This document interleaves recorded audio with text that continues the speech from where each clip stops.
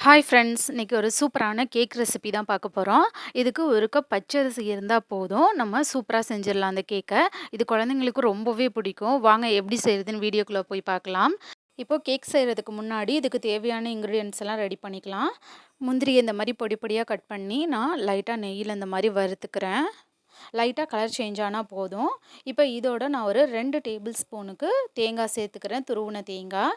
இப்போ இதையும் லைட்டா வறுத்துக்கிட்டா போதும். ரொம்ப வறுபடணும்னு அவசியம் இல்ல. லைட்டா உங்களுக்கு அந்த ஸ்மெல் வர்ற வரைக்கும் நீங்க வறுத்துக்கிட்டா போதும். இப்போ இத எடுத்து நான் தனியா ஓரமா வச்சுர்றேன். இப்போ அதே பேன்ல நான் இன்னைக்கு ஒரு 1 கப் பச்சரிசி எடுத்திருக்கேன். அதுக்கு நான் ஒரு 3/4 கப் சர்க்கரைய போட்டிருக்கேன். அதில ஒரு 1/2 கப் தண்ணி ஊத்தியிருக்கேன்.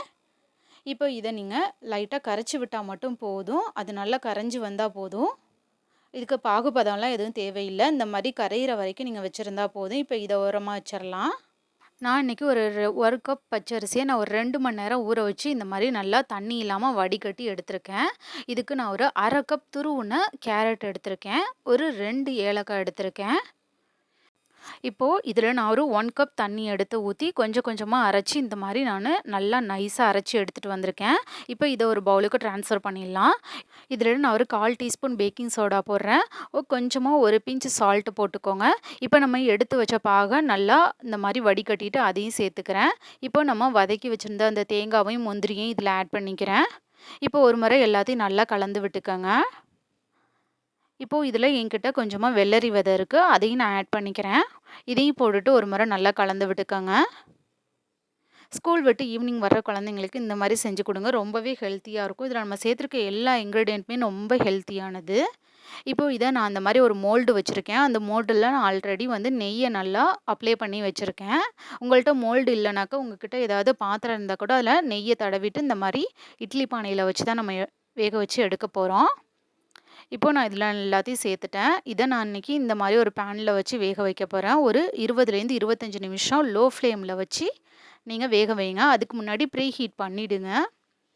நம்ம இட்லி வேக வைக்கும்போது எப்படி தண்ணி கொதிச்சதுக்கப்புறம் வைப்போமோ, அதே மாரி இதையும் நல்லா தண்ணி கொதிச்சதுக்கப்புறம் வைங்க. இப்போ எனக்கு ரெடி ஆயிடுச்சு கேக்கு. நல்லாவே வெந்து வந்துருச்சு. கரெக்ட்டா எனக்கு ஒரு 25 நிமிஷம் ஆணுச்சு. நல்லாவே ரெடி ஆயிடுச்சு. இப்போ நான் உங்களுக்கு இத தனியா எடுத்து வச்சு காட்டுறேன். அது அந்த மோல்டுல ஒட்டாம தனியாவே வந்துச்சு எனக்கு நல்லாவே. இப்போ இதில நான் போட்டிருக்க மெஷர்மென்ட் படி கரெக்ட்டா போடுங்க. அப்பதான் இது கரெக்ட்டா வரும். அளவுகள எதையும் மாத்தாதீங்க. எனக்கு நல்லா சாஃப்ட்டா வந்திருக்கு. இப்போ நான் உங்களுக்கு ஒண்ணு கட் பண்ணி காட்டுறேன். ஈவினிங் ஸ்கூல் விட்டு வர குழந்தைங்களுக்கு இந்த மாரி செஞ்சு கொடுங்க. நமக்கு ரொம்ப நேரம் ஆகாது இத செய்றதுக்கு. ரொம்பவே நல்லா சாஃப்ட்டா வந்திருக்கு. நம்ம இதில கேரட்லாம் யூஸ் பண்ணிக்கிறதுனால ரொம்பவே ஹெல்த்தியா இருக்கும். நீங்களும் ட்ரை பண்ணி பாருங்க. ட்ரை பண்ணி பார்த்துட்டு உங்களோட கமெண்ட்ஸ சொல்லுங்க. தேங்க்ஸ் ஃபார் வாட்சிங். பாய்.